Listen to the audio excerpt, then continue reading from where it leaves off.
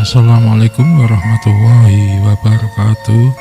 Berjumpa lagi bersama kami dalam kisah perjalanan misteri.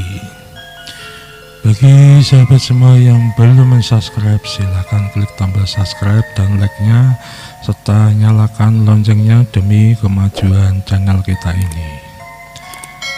Pada kisah kali ini kami akan membawakan sebuah judul, yaitu Pesugihan Hutang Pocong. Sebuah ritual pesugihan tanpa tumbal yang pernah dilakukan oleh narasumber kita, yaitu Mas Ucil. Oke, tanpa berlama-lama lagi, kita langsung saja ke dalam kisahnya.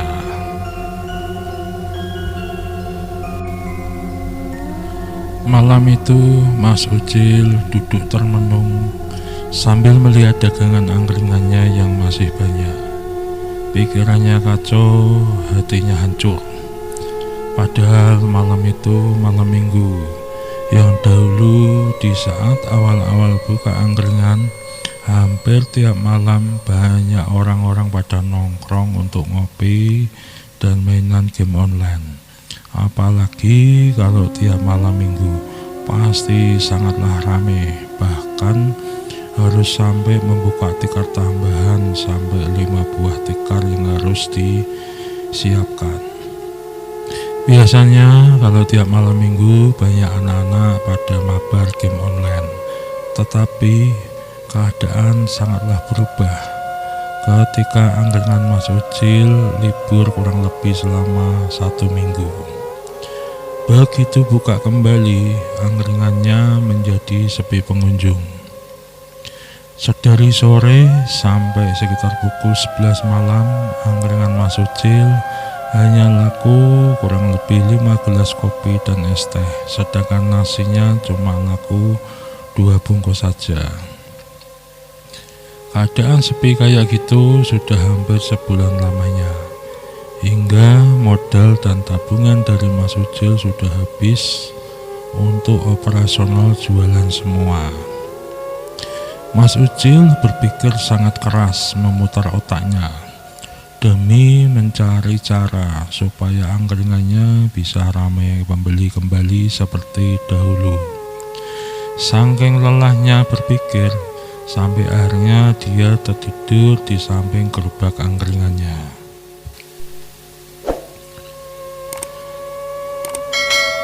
Sekitaran 1 jam lamanya dia tertidur. Tiba-tiba Mas Ucil kaget dan terbangun karena ada satu mobil yang berhenti di samping gerobak angkringannya. 2 orang bapak-bapak turun dari mobil itu dan segera duduk di depan gerobak angkringannya untuk memesan 2 gelas kopi hitam. Monggo Pak, mau pesan apa? Tawar Mas Ucil sambil tergagap karena kaget karena dia barusan bangun tidur. 2 gelas kopi hitam Mas, tanpa gula ya, pesan pembeli itu. Ini kok masih banyak banget Mas dagangannya, apa baru aja buka Mas? Tanya pembeli heran. Enggak Pak, saya buka dari tadi jam 5 sorean. Tapi memang lagi sepi malam ini Pak, jawab Mas Ucil agak bersedih. Walah, kirain baru buka Mas, makanya saya heran kok masih banyak banget dagangannya. Apakah gak rugi Mas kalau sisa kayak gini? Tanya pembeli itu lagi.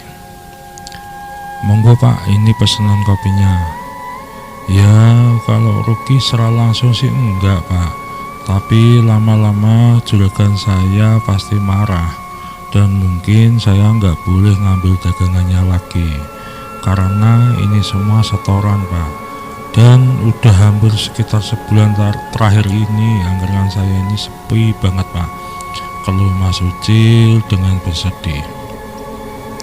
Mas, biasanya orang jualan itu kan pakai penglaris Mas, atau sejenisnya gitulah.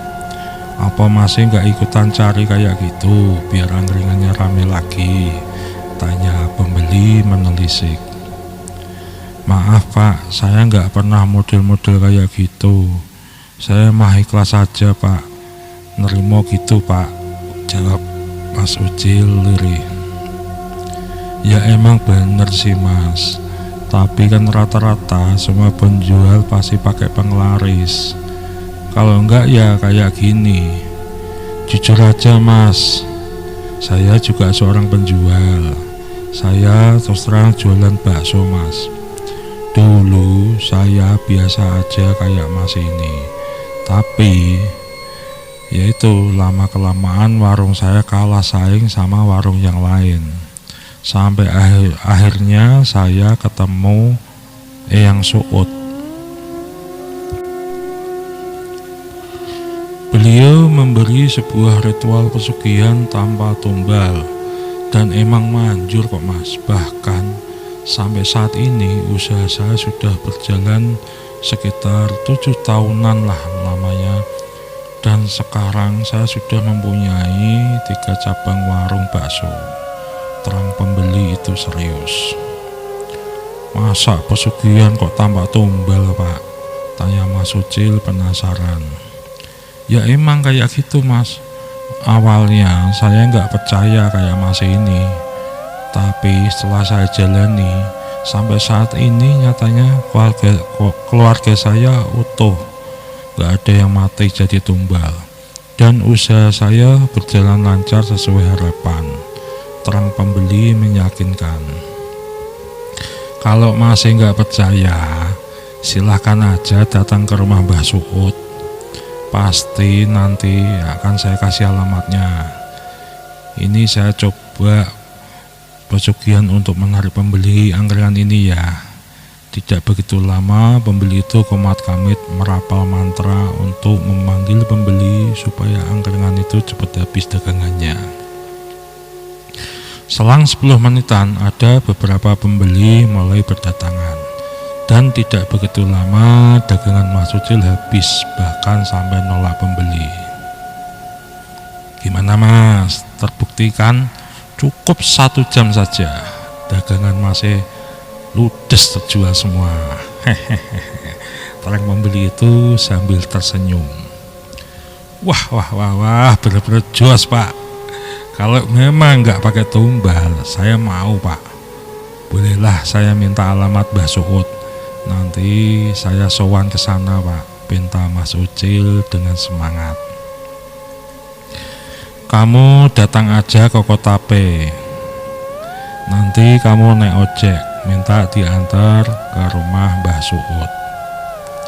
Hampir semua ojek tahu alamat beliau Mas, jawab pembeli itu sambil menyerahkan secari kertas berisi alamat Mbah Suud. Makasih Pak, besok saya akan libur untuk sowan ke Mbah Suud. Ini sebagai rasa terima kasih saya, kopi dan makanan gratis semua untuk Bapak, jawab Mas Ucil penuh harap. Ya udah Mas, saya pamit dulu, meneruskan perjalanan. Semoga usaha masih bisa sukses. Pamit pembeli itu dan langsung menaiki mobilnya untuk meneruskan perjalanan. Setelah pembeli itu pergi, Mas Ucil segera membereskan gerobaknya dan langsung pulang menuju ke rumahnya. Pagi harinya Mas Ucil bersiap-siap untuk bertandang ke rumah Mbah Suud sesuai alamat yang diberikan oleh pembelinya semalam.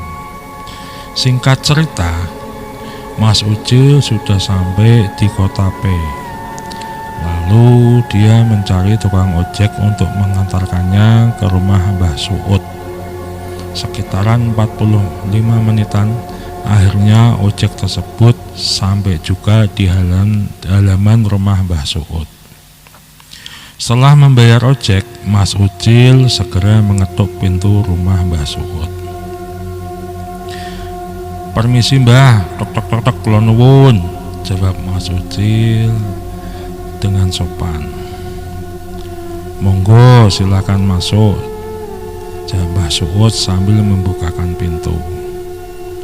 Nyuwun sewu Mbah, kenalaken kula Ucil Mbah. Kula asal info Katane jenengan bisa nolong perihal penglaris, Mbah? Tanya Mas Ucil terus terang. Iya, dadi awakmu kuwi dodolan tole? Tanya Mbah Suud sambil manggut-manggut. Nggih, Mbah, kula niku jualan angkringan, Mbah. Tetapi mpun sebulanan niki angkringan kula sepi banget, Mbah, keluh Mas Ucil dengan hati yang bersedih. Lah karepmu njaluk piye le? Panglaris apa pesugihan? Tawar Mbah Suud. Katane jenengan ada cara pesugihan tanpa tumbal, Mbah? Tanya Mas Ucil penasaran. Oh, awakmu kepengin pesugihan sing kaya kuwi to? Iya. Tapi ana syarate le. Awakmu apa sanggup syarat-syarate kuwi? Tanya Mbah Suud menawarkan. Syaratnya nopo, Mbah? Umpami kuat, saya akan siapkan semua syarat-syaratnya, jawab Mas Ucil meyakinkan. Syaratnya jane gampang le. Kamu carilah jenazah orang yang jauh dari agama. Nek ning kini mayat orang yang suka membuat onar utawa bajingan lah, terang Mbah Suud. Napa kula bar niku kudu nyolong tali poconge, Mbah? Tanya Mas Ucil sok tau. Yo ora le, ora kaya ngono kuwi. Ngene lho. Awakmu ora perlu nyolong tali pocong.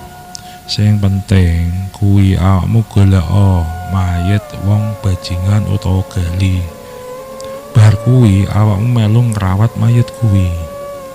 Terus awakmu melu gotong mayit kuwi tekan kuburan. Begitu mayit mlebu liang lahat, kamu kudu maca rapal mantra sing mengko simbah ajari, terang Mbah Suud serius. Terus bar niku selanjutnya kula kudu piye, Mbah? Tanya Mas Ucil kebingungan. Yo bar kuwi awakmu mulih to le apa ya arep nginep ning kuburan. Sejak kuwi awakmu wis duwe pesugihan sing mbok karepke, terang Mbah Suud. Terus bar niku apa mboten tentu tumbal, Mbah? Atau pantangan masalah pesugihan ini, Mbah? Tanya Mas Ucil semakin penasaran. Masalah tumbal ki ora ono le. Tapi mengkone ambu wangi mayat iku bakalan mengikuti awakmu terus, terutama saat kamu jualan. Nanti kamu harus siapkan makanan dan segelas minuman untuk dia makan.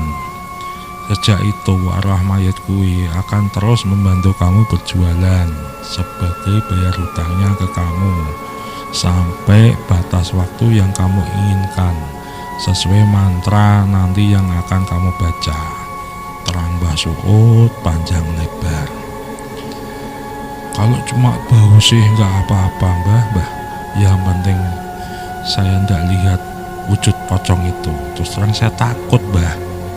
Apalagi kok tahu menampakkan diri di angkringan saya. Bisa-bisa heboh nanti, Mbah. Keluh Mas Ucil khawatir. Asalkan kamu kasih makan rutin tiap hari, pocong iku ora bakalan le ngetok-ngetoki awakmu, apa meneh ngetok-ngetoki wong liya. Makan pocong itu ya seperti apa sing mbok maem kuwi. Ditambah kamu bakarin dupa, terang Mbah Suud. Setelah cukup konsultasinya dan Mbah Suud sudah mengajarkan bacaan mantranya, lalu Mas Ucil berpamitan pulang ke rumahnya. Singkat cerita, setelah 2 hari sepulangnya dari rumah Mbah Suud, tiba-tiba terdengar kabar kalau Bang Tompel, salah satu preman pasar yang selama ini merasakan pedagang, tewas akibat dibunuh oleh sesama preman. Mendengar kabar itu, Mas Ucil sangat bahagia karena inilah calon pesugihan dia. Berhubung Bang Tompel tidak mempunyai keluarga, sehingga mayatnya cuma dirawat oleh beberapa orang pedagang dan disemayamkan di pasar.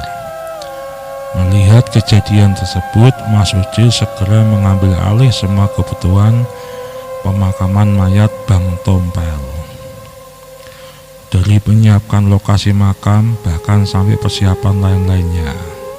Singkat cerita, sore itu mayat Bang Tompel segera dibawa ke pemakaman. Semua petunjuk dari Mbah Suud sudah dilakukan semua oleh Mas Ucil. Singkat cerita, setelah acara pemakaman Bang Tompel, Mas Ucil segera membuka angkringannya.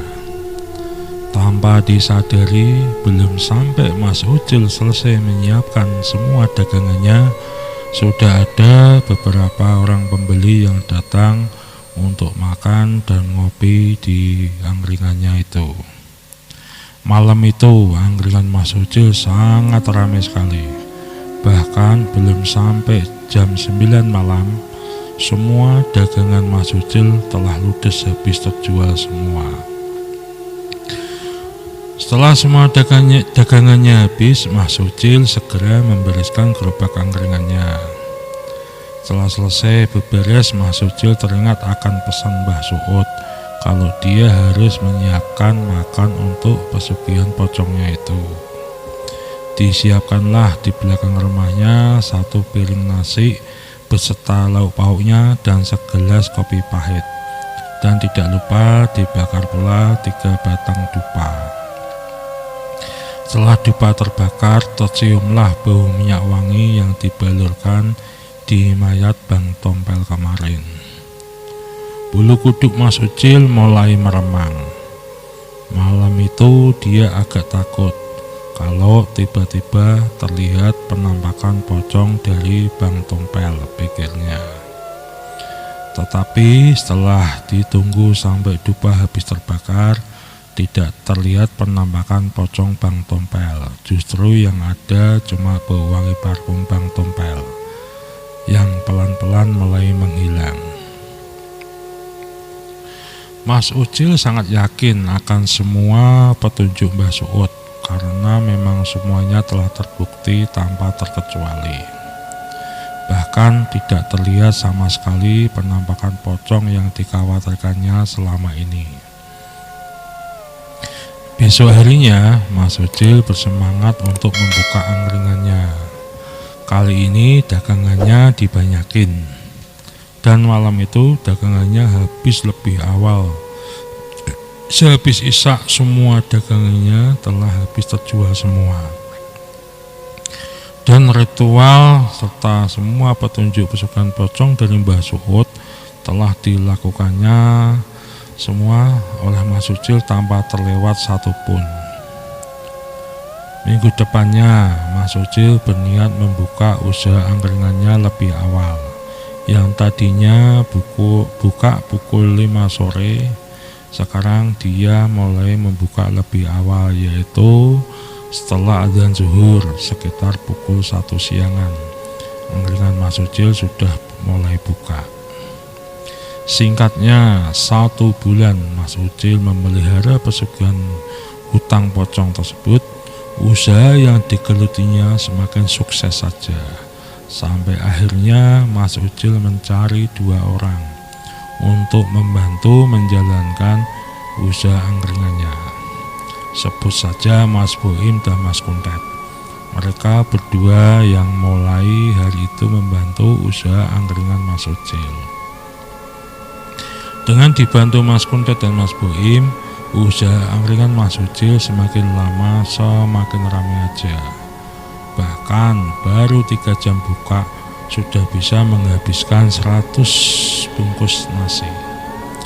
Semakin lama supplier dagangan dari Mas Ucil semakin kewalahan, hingga diputuskan untuk yang jam malam Mas Ucil memasak sendiri biar angkringannya masih tetap bisa buka sampai larut malam.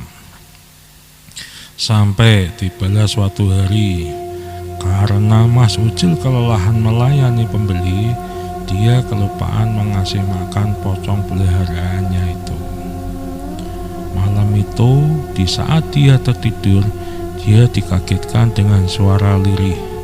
Lapar, lapar, aku butuh makan. Suara itu lambat laun terdengar semakin jelas di telinga Mas Ucil, sampai akhirnya dia terbangun dari tidurnya. Alangkah kagetnya dia begitu terbangun dari tidurnya. Terlihat sosok pocong Bang Tompel yang sangat mengerikan. Pocong Bang Tompel tampak marah kepada Mas Ucil karena telah lupa memberinya makan. Pocong itu memporak-porandakan seisi rumah Mas Ucil. Setelah puas menghancurkan seisi rumah, lalu pocong itu pergi meninggalkan Bang Ucil dengan kondisi rumah yang hancur berantakan. Pagi harinya, setelah terjadi tragedi itu, Mas Ucil memutuskan untuk meliburkan angkringannya dahulu. Siang itu, Mas Ucil berangkat ke rumah Mbah Suud untuk mengkonsultasikan masalah kejadian semalam. Kula nuwun Mbah, salah Mas Ucil sambil mengetuk pintu rumah Mbah Suud. Oh, kowe to, ayo masuk, linggisik kono kuwi, jawab Mbah Suud sambil membukakan pintu. Ono apa kok ketoke penting banget le? Tanya Mbah Suud penasaran. Jadi gini Mbah, terus terang pesugihan dari Simbah kemarin tuh sudah saya jalani. Memang jos banget Mbah, tetapi ya itu Mbah, terang Mas Ucil luri. Ono apa maneh?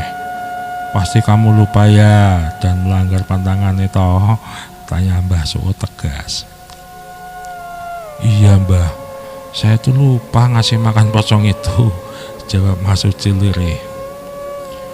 Terus kira-kira bagaimana Mbah? Tanya Mas Ucil kebingungan. Wes, bubar kabeh lele, yen awakmu lali ngasih makan ya wes, selesai sudah perjanjiannya. Pocong itu akan pergi. Kalau kamu mau punya lagi kayak gitu, punya pesugihan lagi kayak gitu, ya kudu golek maneh pocong sing anyar, terang Mbah Suud. Maksudnya gimana Mbah? Saya masih bingung, tanya Mas Ucil kebingungan. Pesugihan ini akan berakhir jika kamu tuh melanggar janjinya. Hutang pocong sudah terbayarkan dan dia pasti akan pergi. Jika kamu mau lagi, kamu harus mencari pocong yang baru lagi. Ngono kuwi maksudnya le, terang Mbah Suud gamblang. Terus usahaku nasibnya gimana Mbah? Apa akan seperti dulu lagi? Tanya Mas Ucil khawatir. Ya wis balik maneh kaya mbiyen to le. Wis bener-bener maju kok mah nggo lali barang kowe iki. Wis jawab Mbah Suud terkekeh. Tapi umpama saya bisa mencari mayat lagi, apakah masih bisa Mbah untuk pesugihan lagi kayak gitu? Tanya Mas Ucil berharap. Yo masih bisa le, bisa, tenang baik bisa. Wes sana cari korban baru untuk pesugihanmu itu, tapi yo ingat-ingat, ojo lali, ojo sampai awakmu lali ngasih makan pocongnya, terang Mbah Suud memberi harapan. Oh ya udah Mbah, saya pamit dulu, akan saya cari korban baru lagi untuk pesugihan pocongku ini. Pamit Mas Ucil seraya memberikan sebuah amplop berisi beberapa lembar uang ratusan ribu kepada Mbah Suud. Dengan bergegas akhirnya Mas Ucil segera pulang. Sambil jalan pulang, Mas Ucil merasa khawatir jika tidak segera mendapatkan mayat yang baru maka usahanya akan terancam bangkrut. Sesampainya di rumah, Mas Ucil cuma bisa duduk termenung meratapi kebodohannya karena telah lupa memberi makan pocong pesugihannya itu. Karena kecapean akhirnya dia tertidur pulas. Pagi harinya Mas Ucil masih berencana menutup usaha angkringannya itu. Dia bertekad kalau belum bisa mencari pengganti pocong pesugihannya, maka dia masih belum akan membuka angkringannya. Dia berpikir kalau tanpa pesugihan pocong maka usahanya akan bangkrut. Padahal masalah rezeki ataupun jodoh itu kan sudah urusan Allah, Sang Maha Segalanya. Tetapi berhubung keimanan Mas Ucil tipis, maka dia berkeyakinan kalau rezekinya itu di tangan pocong pesugihan. Jangan ditiru ya kayak gini ya. Ini cuma cerita aja ya, untuk share pengalaman ya dari Mas Ucil. Hari itu dengan semangat Mas Ucil keluar rumah demi mencari jenazah calon pesugihan pocongnya. Dari desa ke desa dia susuri pelan-pelan, sampai akhirnya perjalanan Mas Ucil sampai di kota sebelah.